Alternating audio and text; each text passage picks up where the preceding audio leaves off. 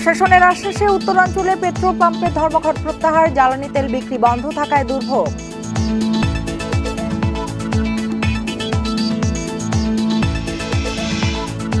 আমদানিতে বাড়তি ভ্যাট ও শুল্ক প্রত্যাহার দাবিতে চট্টগ্রাম সহ সব বন্দরে ফল খালাস বন্ধ, রমজানের প্রভাব পড়ার শঙ্কা।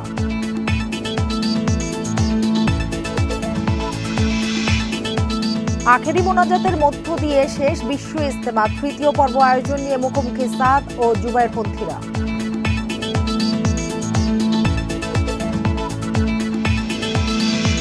হালনাগাদ ভোটার তালিকায় যুক্ত 50 লাখ বাদ 15 লাখ, বাড়িতে গিয়ে তথ্য না নেওয়ার অভিযোগ।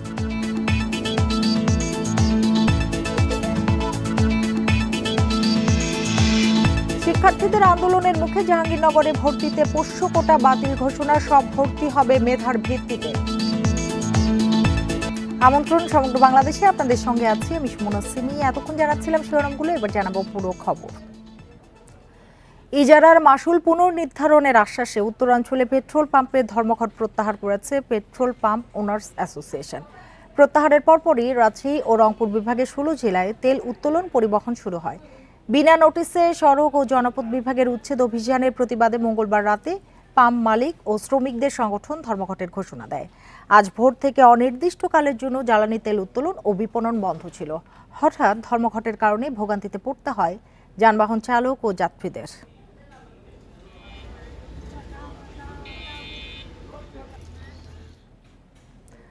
আরো জানাতে রাজশাহী থেকে যোগ দিয়েছেন সহকর্মী মোস্তাফিজুর রহমান। মোস্তাফিজুর, এই যে ধর্মঘট প্রত্যাহার করার পর এখন কি অবস্থা দেখছেন? তেল উত্তোলন ও বিপণন শুরু হয়েছে কিনা?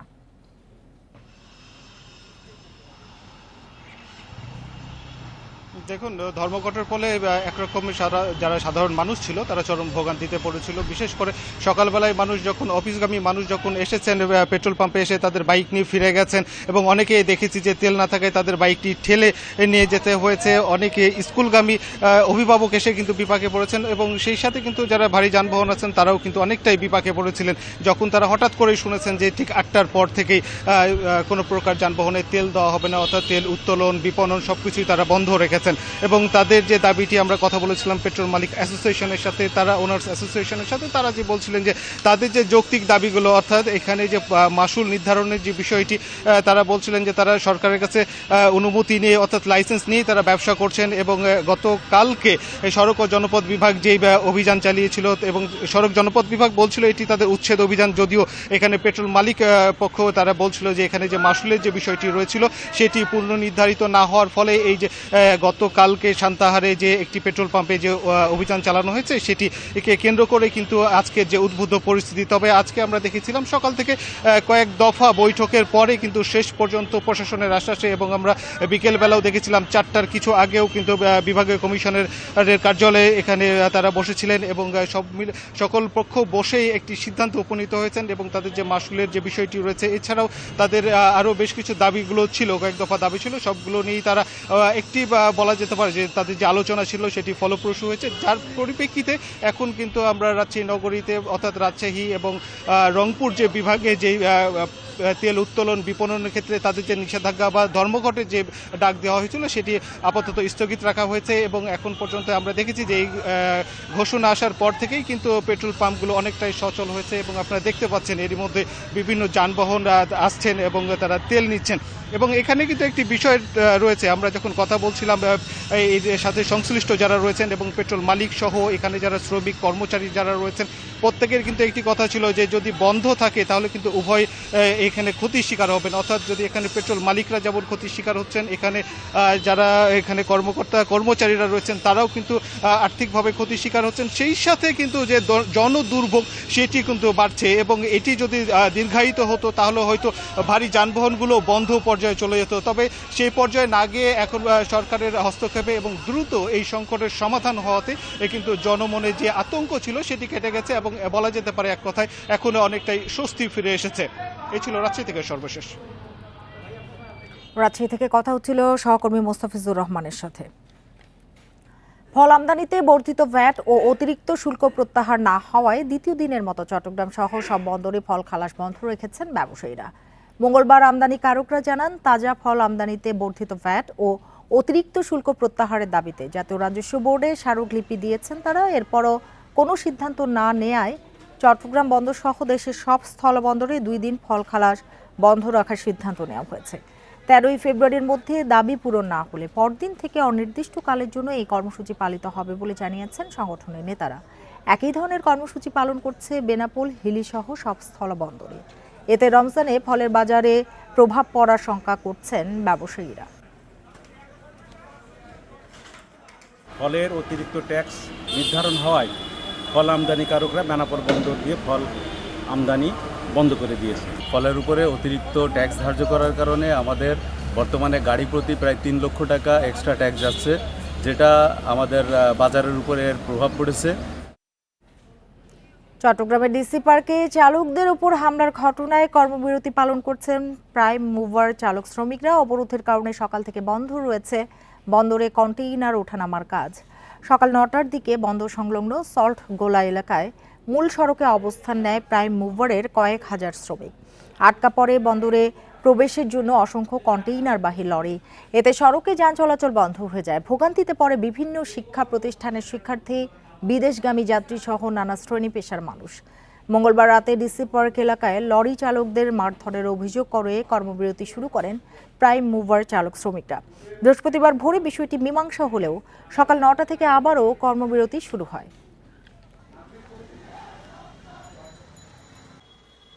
যে ঘটনা ঘটছে সেই ঘটনার জন্য আমরা তীব্র নিন্দা জানাই এবং সংক্ষিপ্ত কথা হচ্ছে যে হয়তো বন্দর চলবে না ডিসি পার্ক চলবে।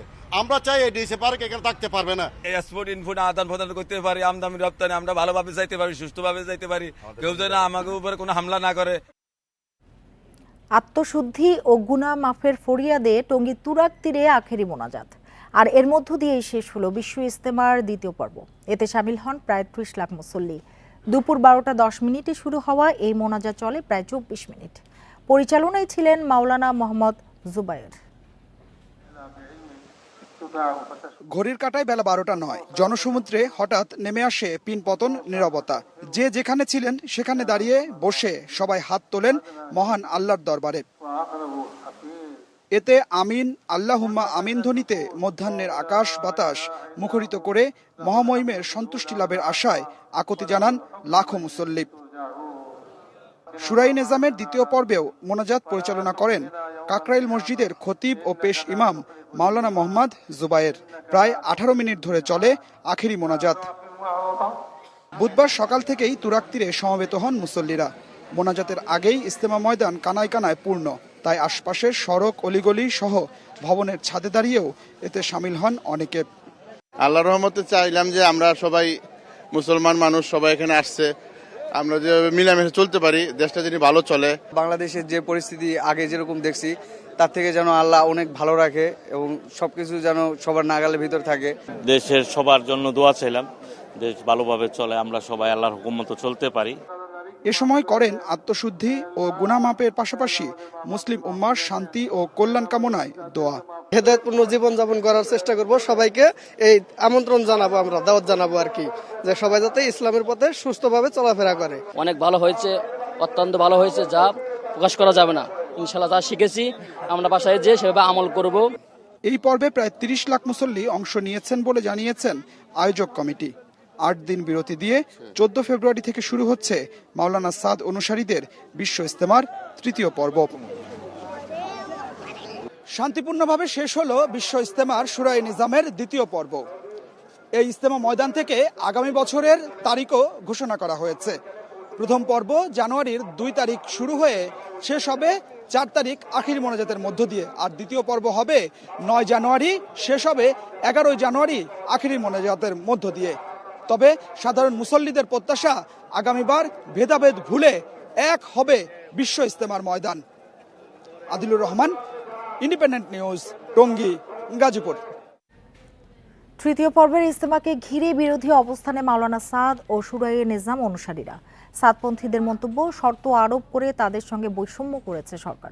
অন্যদিকে তাদের বিরুদ্ধে সরকারি সিদ্ধান্ত অমান্য করার অভিযোগ তুলেছেন জুবায়ের অনুসারীরা। তবে তাবলিগের সাধারণ মুসল্লিরা বলছেন ইজতেমায় এমন বিভেদ তারা চান না। মাওলানা জুবায়ের অনুসারীদের ইজতেমার ৮ দিন পর হবে মাওলানা সাদ অনুসারীদের পর্ব। তাদের অনুসারীরা টঙ্গীর তুরাগ তীরে আসার প্রস্তুতিও নিচ্ছে। এর মধ্যে জননিরাপত্তা বিভাগ থেকে মঙ্গলবার একটি বিজ্ঞপ্তি দেয়া হয়েছে।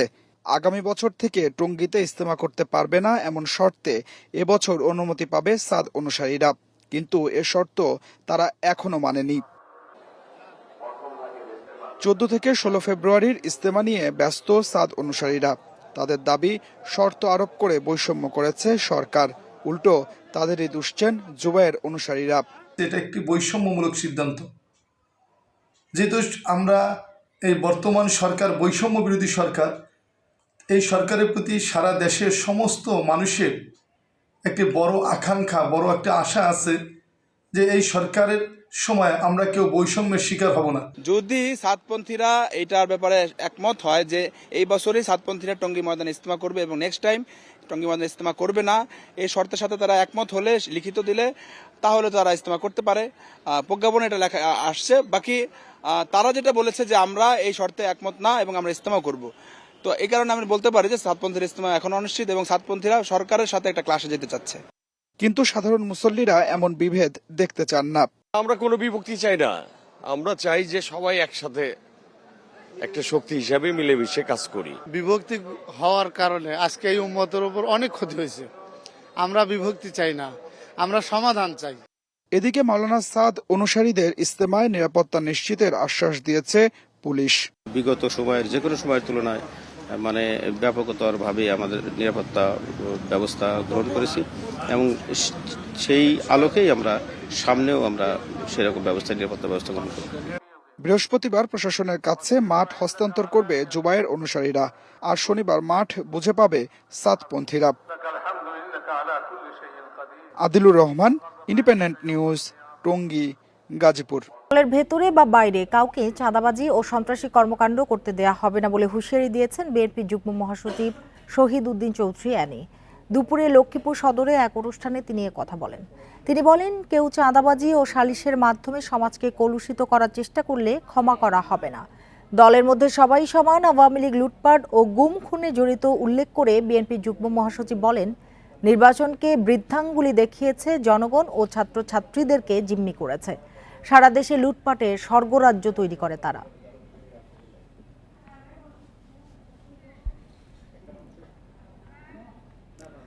ষড়যন্ত্রকারীদের কারণে নির্বাচন যেন বিলম্বিত না হয় সে বিষয়ে অন্তর্বর্তী সরকারকে সজাগ থাকার আহ্বান জানিয়েছেন ঢাকা বিভাগীয় বিএনপি সাংগঠনিক সম্পাদক কাজী সায়েদুল আলম বাবুল।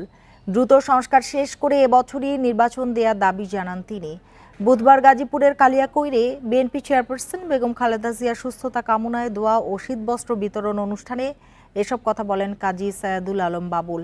এ সময় বেগম খালেদা জিয়ার সুস্থতা কামনায় দেশবাসীর কাছে দোয়া চান তিনি। পরে দরিদ্রদের মাঝে কম্বল বিতরণ করা হয়। এ সময় কালিয়াকৈর থানা বিএনপির সাধারণ সম্পাদক পারভেজ আহমেদ সহ স্থানীয় বিএনপির নেতাকর্মীরা উপস্থিত ছিলেন। অনেক নেতৃবৃন্দ নাম পর্যায়ক্রমে বলবে এ পর্যায়ে জনগণ বাংলাদেশে আর কোনো স্বৈরাচারকে প্রতিষ্ঠিত হতে দেবে না বলে মন্তব্য করেছেন জামায়াতে ইসলামীর সেক্রেটারি অধ্যাপক মিয়া গোলাম পারওয়ার। সকালে খুলনা প্রেস ক্লাবে আয়োজিত অনুষ্ঠানে তিনি বলেন, 16 বছরে দেশের সবগুলো বিভাগকে তছনছ করে দিয়েছে আওয়ামী লীগ সরকার। স্বৈরাচারের মাস্টারমাইন্ড শেখ হাসিনা এত অন্যায় অত্যাচার করেছেন যে পালিয়ে যেতে বাধ্য হয়েছে। বলেন, হাসিনার সেই দাম্ভিকতাই তার পতনের কারণ।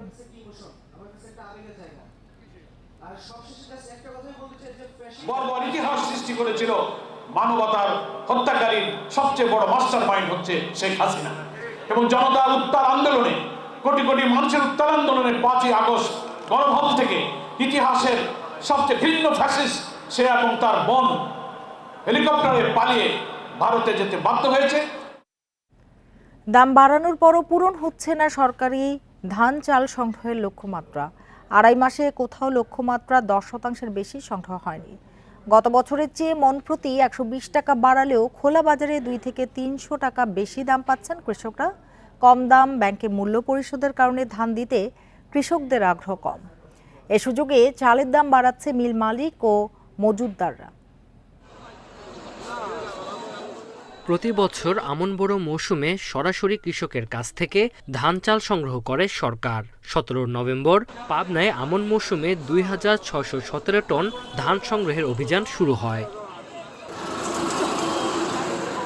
তবে আড়াই মাসে জেলায় কোনো ধান সংগ্রহ হয়নি। কৃষকরা বলছেন, সরকার প্রতি মন 1320 টাকা নির্ধারণ করলেও বাজারে মন প্রতি বিক্রি হচ্ছে 1500 থেকে 1600 টাকায়।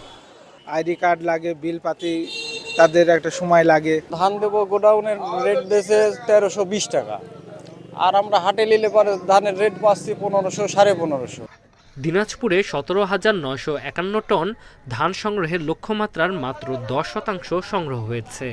সরকারের চেয়ে খোলা বাজারে দাম মিলছে 2 থেকে 300 টাকা বেশি। নিয়মের কড়াকড়ির কারণে ধান সংগ্রহ কম বলছেন খাদ্য কর্মকর্তারা। অগস্ট, বিনষ্ট দানা, চিটা দানা এগুলো সব ক্লিয়ার করে তারপরে আমাদেরকে ধান দিতে হয়, যার কারণে কৃষকরা আসলে যেহেতু সরকার নির্ধারিত মূল্যের চেয়ে বাজারে তারা মূল্যটা বেশি পাচ্ছে, যার কারণে তারা বাজারেই ধান বিক্রি করে। ক্ষেত্র বিশেষে সরকারি দামের চেয়েও বেশি দাম পাচ্ছে, সেহেতু গুদামে ধান দেওয়ার ক্ষেত্রে কৃষকের আগ্রহ কম। তবে আমরা খাদ্য বিভাগ কৃষকের কাছ থেকে ধান ক্রয়ের জন্য সব রকমের প্রস্তুতি আমরা রেখেছি। ধানের আর্দ্রতা যাচাই, পরিবহন খরচ ও ব্যাংকের মূল্য পরিশোধের কারণে ধান সংগ্রহে আগ্রহ কম কৃষকদের। ধান ভালো শুকনা হইতে হয়, এই কারণে আমরা কিন্তু বাইরে ধান যেভাবে নিয়ে এভাবে মেলালারা নিয়ে যায়। আমরা ধানের বিষয়েও আমরা ক্যাম্পিং করেছিলাম, আমরা লিফলেট বিতরণ এবং মাইকিং করেছিলাম।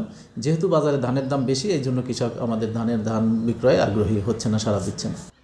এদিকে মৌলভীবাজারে ধান সংগ্রহ হয়েছে মাত্র 7%। কৃষকদের অভিযোগ, হয়রানির কারণে সরকারি গুদামে নয় বাজারে ধান বিক্রি করছেন তারা। Tanzil Hasnat, independent news. এ বিষয়ে আরো জানাতে লক্ষ্মীপুর থেকে যোগ দিয়েছেন সহকর্মী আব্বাস হোসেন। আব্বাস, একে তো দাম কম পাচ্ছেন কৃষকরা, তার উপর নিয়ম কানুনের মার প্যাঁচুর রয়েছে, এই কারণেই অনেকটা অনীহা দেখা দিচ্ছে কৃষকদের মধ্যে। তো এক্ষেত্রে সমাধানের পথ কি লক্ষ্যমাত্রা পূরণের ক্ষেত্রে? আসলে আমরা প্রতি বছরে দেখি যখন ধান চাল সংগ্রহ অভিযান শুরু হয়, তখন এখানকার যে কৃষকরা রয়েছেন তারা কিন্তু সময় মতো যখন ধান বিক্রি করার কথা বা চাল মিল মালিকের যখন চাল দেওয়ার কথা খাদ্য গুদামে, তখন কিন্তু খাদ্য গুদামের পক্ষ থেকে সেটি দেওয়া হচ্ছে না। অর্থাৎ সময় যখন ফুরিয়ে যায় এরপরে কিন্তু তারা ধান চাল সংগ্রহ শুরু করে। এই কারণে কিন্তু মূলত যে ধান চাল সংগ্রহের যে অভিযান সেটি কিন্তু পুরোপুরি ব্যর্থ হয়। এর বাইরে কিন্তু আমরা অনেক কৃষকের সাথে কথা বলেছি, তারা যেটি জানিয়েছেন বাজারে খাদ্য গুদামের চেয়ে বাজারে ধানের দাম অনেক বেশি। অর্থাৎ এখানে 1320 টাকা হারে প্রতি মন ধান কিনা হয় এবং 47 টাকা কেজিতে চাল কিনা হয়, কিন্তু এর বাইরে কিন্তু বাজারে ধান প্রায় আরো 200 টাকা বেশি বিক্রি করছে, অর্থাৎ 1500 টাকা দরে ধান বিক্রি করছে। এই কারণে অনেকে খাদ্য গুদামে ধান দিচ্ছে না। এর বাইরেও কিন্তু অনেক শর্ত থাকে, আর্দ্রতা থাকে বা ধানের যে ওজন থেকে শুরু করে এখানে যে দালাল সিন্ডিকেট রয়েছে, সেই দালাল সিন্ডিকেটের কারণেও কিন্তু অনেক সময় কৃষকরা কিন্তু ধান দিতে পারছেন না, অর্থাৎ দালালদের মাধ্যমে আসতে হয়। এখানে খাদ্য গুদামের কর্মকর্তারাও এর সাথে যোগাযোগ রয়েছে। এর বাইরে আমরা দেখেছি রাজনৈতিক যে ছত্রছায়া সেটিও এখানে রয়েছে, অর্থাৎ রাজনৈতিক ছত্রছায়া, দালাল সিন্ডিকেট, এই সব কারণে কিন্তু মূলত প্রকৃত যে কৃষকরা রয়েছে তারা কিন্তু খাদ্য গুদামে আসতে পারছেন না। আর তাদের কাছ থেকে খাদ্য গুদামের যে কর্মকর্তা রয়েছে বা তাদের ইন্ধনে যে দালাল চক্র রয়েছে তারা কিন্তু কৃষকদের কাছ থেকে ধান সংগ্রহ করতে যায়। আর ধান সংগ্রহ করতে যাওয়ার কারণে মূলত খাদ্য গুদাম যে লক্ষ্যমাত্রা বা খাদ্য গুদাম যে ধান সংগ্রহ বা চাল সংগ্রহ করতে সেটি কিন্তু পাচ্ছে না। তো অর্থাৎ এবারে যে আমরা এখন পর্যন্ত যেটি দেখছি 676 মেট্রিক টন ধান এবং 683 মেট্রিক টন চাল এখন পর্যন্ত যে সংগ্রহ করা হয়েছে, যেখানে 2893 মেট্রিক টন ধান কেনার কথা এবং 2445 মেট্রিক টন চাল কেনার কথা, সেখানে কিন্তু আমরা এখন পর্যন্ত 70 ভাগ কিনতে দেখেছি। তো এই ছিল আসলে আমার কাছে ধান সংগ্রহ, ধান এবং চাল সংগ্রহ নিয়ে সর্বশেষ তথ্য। লক্ষ্মীপুর থেকে কথা হচ্ছিল সহকর্মী আব্বাস হোসেনের সাথে। কুয়াকাটা কলাপাড়ায় আন্ধারমানিক নদের 8 কিলোমিটারে 3টি সেতু নির্মাণে বাধাগ্রস্ত হচ্ছে পানি প্রবাহ। এতে হুমকির মুখে পড়েছে ইলিশ সহ প্রায় 450 প্রজাতির মাছের অভয়াশ্রম। কর্মকর্তাদের সমন্বয়হীনতা ও অদূরদর্শিতায় এ পরিস্থিতি, দাবি সংশ্লিষ্টদের। কলাপাড়ার আন্ধারমানিক নদের সলিমপুর নাচনা এলাকায় আওয়ামী লীগ সরকারের আমলে নির্মাণ করা হয় শেখ কামাল সেতু। এর মাত্র 5 কিলোমিটার দূরে বালিয়াতলী পয়েন্টে করা হয় সৈয়দ নজরুল ইসলাম সেতু। এর ঠিক 3 কিলোমিটার পরই কাজ চলছে 9.5 কোটি টাকা ব্যয়ে 4 লেনের কেবল সেতুর। 8 কিলোমিটার পরপর 3 সেতু নির্মাণে নদের স্বাভাবিক পানি প্রবাহ বাধাগ্রস্ত হচ্ছে। পলি জমে কমেছে প্রশস্ততা। এতে হুমকির মুখে পড়েছে 40 কিলোমিটার দীর্ঘ জলজ প্রাণীর অভয়াশ্রম। সংকটে পড়েছে প্রায় 1000 জেলে পরিবার। এই নদী ভরাটার কারণে আমাদের কোনো মাছ পোনা হচ্ছে না, আমাদের বাল বাচ্চা লইয়ে চলাফেরা করতে খুবই কষ্ট হয়। বিভিন্ন কায়দার ব্রিজ হওয়ার কারণে মনে হয় যে আপনার এই নদী ভরিয়ে দিতেছে। এই নদীতে অপরিকল্পিত উন্নয়নের কারণে দেখা যায় যে 8 কিলোমিটারের মধ্যে 3টি সেতু করা হয়েছে এবং এই সেতুতে অসংখ্য পাইল দেওয়া হয়েছে, যেটি আসলে না করেও পারত। সরকারি দপ্তরগুলোর সমন্বয়হীনতা ও অদূরদর্শিতার কারণে এই দশা, বলছেন এই কর্মকর্তা। ব্রিজের কারণে কি কি ক্ষতি হয়েছে, যেমন বলা হয়ে থাকে পলিমাটি পরে ভরাট হয়ে গেছে, মাছের প্রজনন। এই উদ্বেগের বিষয়টি আমরা ঊর্ধ্বতন কর্তৃপক্ষকে জানাবো। ইলিশ সহ 450 মাছের অভয়াশ্রম আন্ধারমানিক। এই নদের নাব্যতা, পানি প্রবাহ ও মাছের স্বাভাবিক প্রজনন ঠিক রাখতে দ্রুত সমন্বিত উদ্যোগ নেওয়ার দাবি পরিবেশ বিশেষজ্ঞদের। Independent news. লক্ষ্মীপুরে 4 সাংবাদিককে গুলি করে আহতের ঘটনায় 15 জনকে আসামি করে মামলা হয়েছে। আহত সাংবাদিক রফিকুল ইসলাম বাদী হয়ে দুপুরে চন্দ্রগঞ্জ থানায় এই মামলা করেন। 10 জনের নাম উল্লেখ করে অজ্ঞাত আরও 5 জনকে আসামি করা হয়েছে। মামলায় 3 জনকে গ্রেপ্তার করেছে পুলিশ। মঙ্গলবার রাতে অভিযান চালিয়ে জড়িত তারেক আজিজ, আরমান হোসেন ও জাহিদ হাসানকে গ্রেপ্তার করা হয়। অপর আসামিদের গ্রেপ্তারে অভিযান চলছে। সোমবার বিকেলে সদর উপজেলার গণেশ্যামপুর এলাকায় মারামারি ও জমি দখলের বিষয়ে সংবাদ সংগ্রহের সময় যাবার পথে 4 সাংবাদিকের উপর হামলা ও গুলি করে আসামিরা।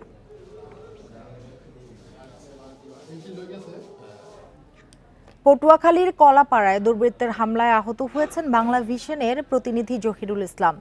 মঙ্গলবার রাতে কুয়াকাটা পৌরসভা এলাকায় তাকে কুপিয়ে পালিয়ে যায় দুর্বৃত্তরা। পরে তাকে উদ্ধার করে হাসপাতালে ভর্তি করা হয়। পুলিশ জানায়, গতরাতে জহিরুল ইসলাম ঢাকা থেকে বাড়ি ফিরছিলেন। বাস থেকে নামার পর দুর্বৃত্তরা তাকে কুপিয়ে পালিয়ে যায়। উন্নত চিকিৎসার জন্য তাকে ঢাকায় পাঠানো হয়েছে। হামলার কারণ জানতে তদন্ত চলছে, তবে এখন পর্যন্ত কাউকে আটক করতে পারেনি আইনশৃঙ্খলা বাহিনী। গাজীপুরের কালীগঞ্জে সবজিবাহী পিকআপ উল্টে খালে পড়ে 3 জন নিহত হয়েছে। সকালে উপজেলার হরিদেবপুর এলাকায় এ দুর্ঘটনা ঘটে। পুলিশ জানায়, সিলেট থেকে কাঁচামাল নিয়ে পিকআপটি গাজীপুরের দিকে আসছিল। কালীগঞ্জের রাজমতপুর ইটখোলা আঞ্চলিক সড়কে পৌঁছলে নিয়ন্ত্রণ হারিয়ে পাশের খালে পড়ে যায় সেটি। এতে ঘটনাস্থলে 3 জন নিহত হন। জামালপুর ও নেত্রকোনায় ট্রাক চাপায় নিহত হয়েছেন 2 মোটরসাইকেল আরোহী। বৈষম্য বিরোধী ছাত্র আন্দোলনে গণহত্যার সঙ্গে জড়িতদের বিচার দাবিতে বিভিন্ন জেলায় বিক্ষোভ সমাবেশ হয়েছে। সকালে নাটোরে প্রেস ক্লাবের সামনে বক্তারা বলেন, কোনোভাবেই নিষিদ্ধ সংগঠন ছাত্রলীগকে দেশবিরোধী চক্রান্ত করতে দেয়া হবে না। গণহত্যার সাথে জড়িতদের বিচার দাবিতে জামালপুরে বিক্ষোভ করেছে গণ অধিকার পরিষদ। একই দাবিতে গাজীপুর ফরিদপুরে প্রতিবাদ সভা অনুষ্ঠিত হয়েছে। এ সময় পুলিশের গুলিতে নিহতদের হত্যার দাবি করেন বক্তারা।